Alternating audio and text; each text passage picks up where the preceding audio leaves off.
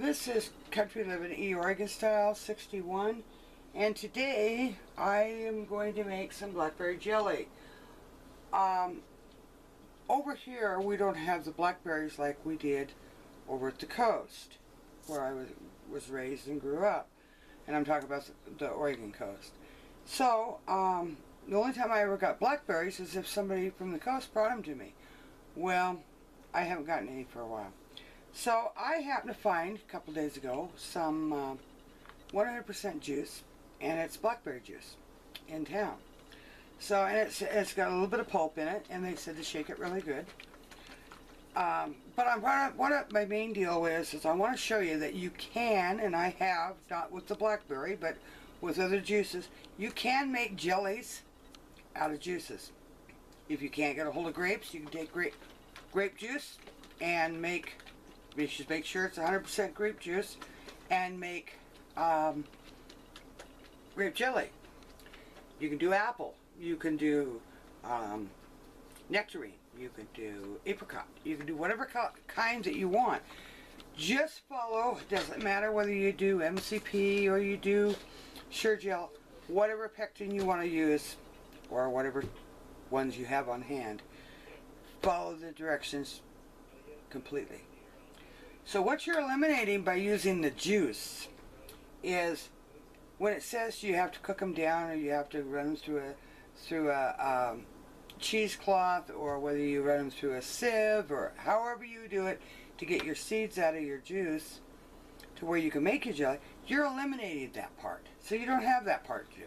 So you go from the instructions of how much juice, prepared juice, and that's what you got here is your prepared juice. I'm still shaking this because it's been sitting for on the shelf probably for a week or two or longer, and I've had it here for a couple of days. But anyway, just let you know that you can make it with prepared juice from the grocery store, and I think you can see that. I'm not real sure. But right now my instructions call for 3 cups of prepared juice. I've not used this brand. I'd never seen it before. I'd never seen the blackberry juice before in a bottle. Oh man, it smells really good. Okay, there's 2 cups.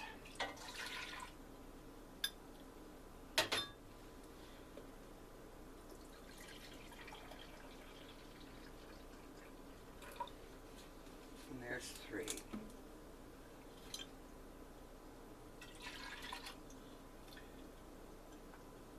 Now, I'll probably make a mess here. Let me get a rag. Okay. It calls for a 1/4 cup of lemon juice.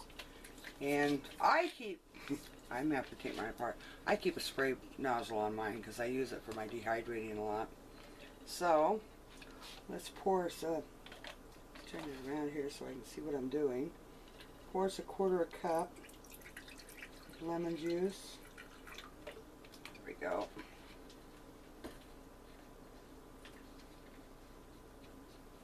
Yeah, look, I've got 2 bottles of that juice. So I'm guessing and that only took about a half of that bottle. So I'm guessing I'm going to get like 4 batches out of this. So that's pretty cool. Anyway, there's a 1/4 cup of lemon juice. And we'll turn that on. We'll add our pectin at this time.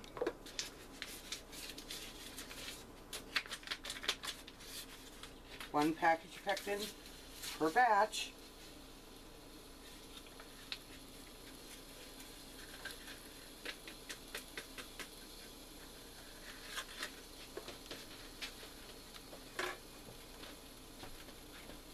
And give it a stir, kind of mix that up. Once that's kind of melted.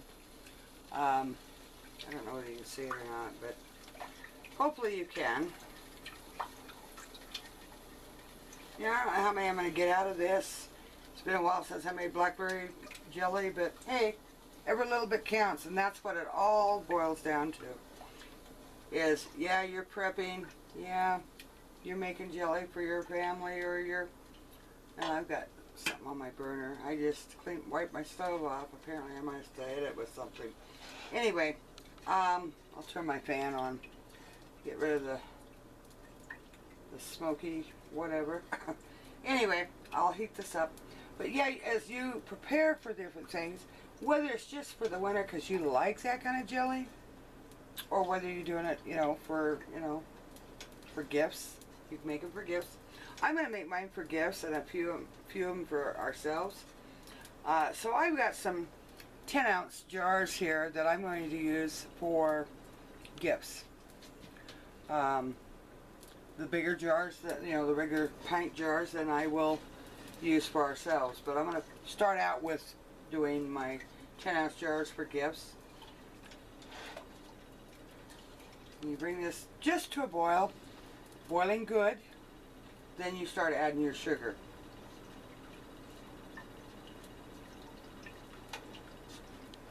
I will get back to you as soon as this comes to a boil, and then we'll go for the next step. Okay, we're back. It's boiling good. I'm going to turn it down just a little bit.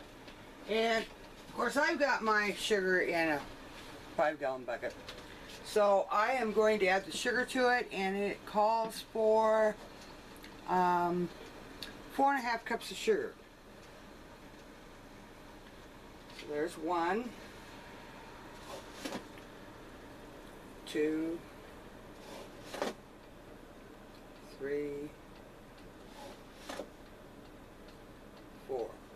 Now, be sure to follow your instructions on whatever type of pectin you use. If you use clear gel, follow their instructions. If you use sure gel, follow theirs. This one happens to be MCP, so that's what I'm using. That's what I happen to have on hand. Anyway, you stir this in good. And I'll see if I can bring it over. You just kind of stir it in good. I don't know whether I can see it or not. Let me see if I can tip this up a little bit. Okay. And you stir it in really good. Dissolve your sugar. That's what you're doing. Bring it back to a full rolling boil. Then start timing it. For jams, it calls for 4 minutes. We're doing jelly, so it's for 2 minutes. Once we bring it back to a full rolling boil, and that's what a rolling boil is considered one that you cannot stir down. I have my timer getting ready to set when it brings it back to a full boil, and oops, I almost knocked my lemon juice off. But anyway, that's I'll show you what it looks like when I put it into my jars. I do process mine. They say 10 minutes, to a water bath, so that it has a chance to seal. Being my elevation, things take a little longer to boil. My elevation is at 4,000 feet, so I boil mine just a little bit longer on anything. So, like boiling water bath, I add another 5 minutes to it. So I will do mine for 15 minutes, only because of my elevation. Check your elevations. If you decide to do this, whatever your elevation is, it could be 10 minutes, could be 15, could be 20, depends on what your elevation is. But anyway, this is what I'm doing with mine today, and I'll get back to you as soon as it comes back to a rolling boil. Then I'll show you how we put it in my jars and get ready to put it into the water bath canner. After you put your sugar in it, you want to continue stirring it constantly. You do not want it to scorch. So the whole time it's heating up, the whole time it's boiling for the 2 minutes, you're stirring constantly because you don't want it to scorch on the bottom or to stick, because then you're going to have a real funky taste. So you be sure to stir constantly. And I use a wooden spoon. You can use whatever you want. I use a wooden spoon on mine.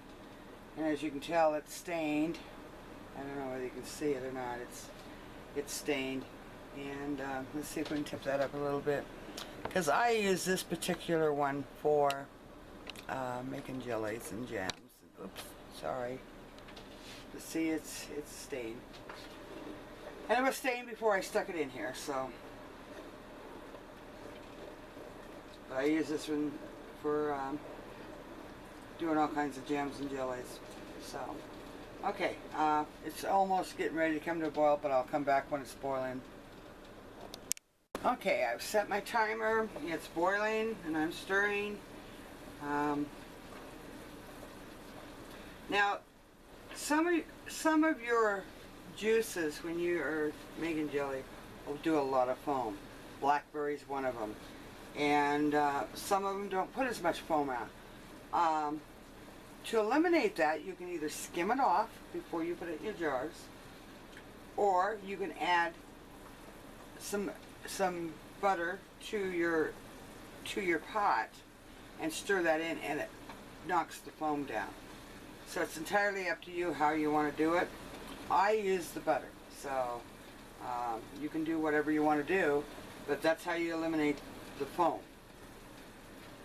Like say some juices are worse than others, and blackberry is one of those that is quite foamy.